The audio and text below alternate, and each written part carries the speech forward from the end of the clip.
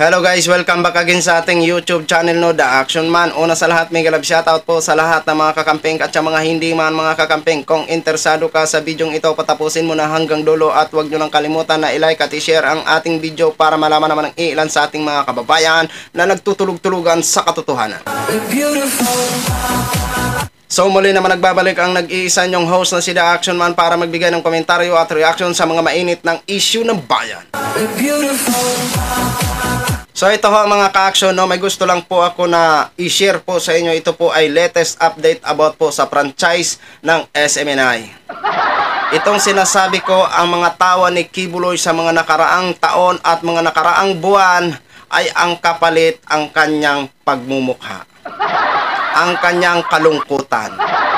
At tiyak marami naman ang magbabatikos nito sa desisyon ni Congressman Margarita Nograles. Alam ko po na ang grabe mag-ingay, isa na dyan si Roque, si Panelo, si Jason Sa, at ang iba pa na mga vlogger na mga DDS.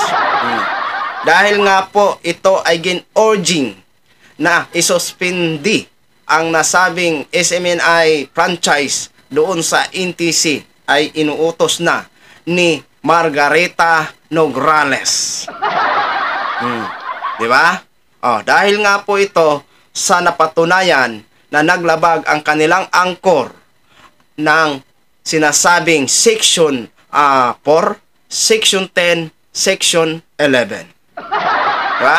So ito ho, panoorin po natin ang nasabing video mga ka-action.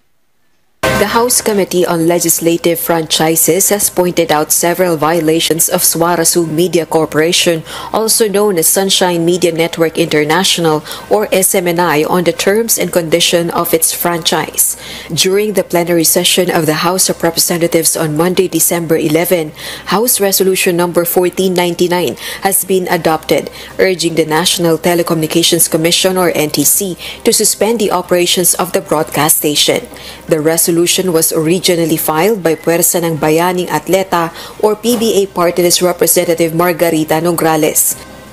Several violations have been cited, such as dissemination of deliberately false information or willful misrepresentation, transfer of controlling interests without prior approval of the Congress, no report to Congress within 60 days after the transfer, failure to comply with the 30% dispersal of ownership to the public, among others. That's why we are urging NTC to suspend muna habang nakikita natin na mukhang niloloko-loko tayo dito. In summary lang, para pakita po natin sa taong bayan ang mga violations that we have seen so far. Not just their franchise on Section 4, Section 10, Section 11, mukhang ngayon pati Section 12. Pati ang highest law of the land, ang Constitution natin, dalawang articles. Article 12 and Article 16.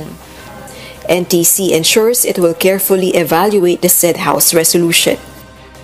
We will be evaluating very carefully the resolutions and whatever that this committee may come up with too, and we take into account also the existing mandate that we have and the corresponding jurisprudence. NTC also mentioned about the pending administrative case against SMNI on issues of red tagging and misusing of their platform. Meanwhile, the House panel defers request for the furlough of detained SMNI host Jeffrey K. Eric Celis. This comes after the RCAM filed a petition for certiorari and for habeas corpus before the Supreme Court, questioning the constitutionality of the contempt cited by the House of Representatives. Celis has divulged to House Committee on Legislative Franchises Chair, Parañaque Representative Gustavo Tambunting, his Senate source on the information he broadcasted about Speaker Martin Romualdez's travel expenses. The SMNI host said it was a male Senate employee but not a staff member of a senator. Rosa Lico. So yun na ho mga ka-action, mga kakamping, no, narinig na po natin ang decision ni Congresswoman Margarita Nograles.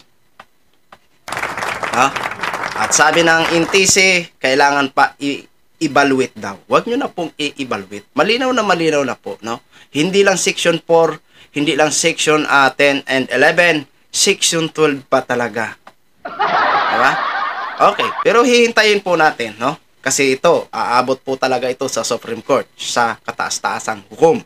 Alam ho natin na isa lang po ang mag-aangal dyan o iilan lang po ng mga senador kapag umabot ang nasabing resolution doon na ipapasa ng mga kampo ng mga Celes at Badoy sa Senado. Alam po natin kung sino lang ang kakampi nila.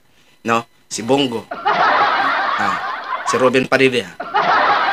At saka lalong-lalo na ang grabe magdepensa, si Senate Bato de la Rosa. No? So titingnan po natin, no? So, mag-abang-abang na lang ho tayo sa mga update, no? So, basta kung may mga update, isi-share ho natin dito para malaman nyo naman, okay? So, share ko lang ho sa inyo mga ka-action. Maraming salamat po sa ating mga viewers Luzon, Visayas at Mindanao all over the world. Ako po ang inyong lingkod si The Action Man. Have a good day, everyone. Beautiful.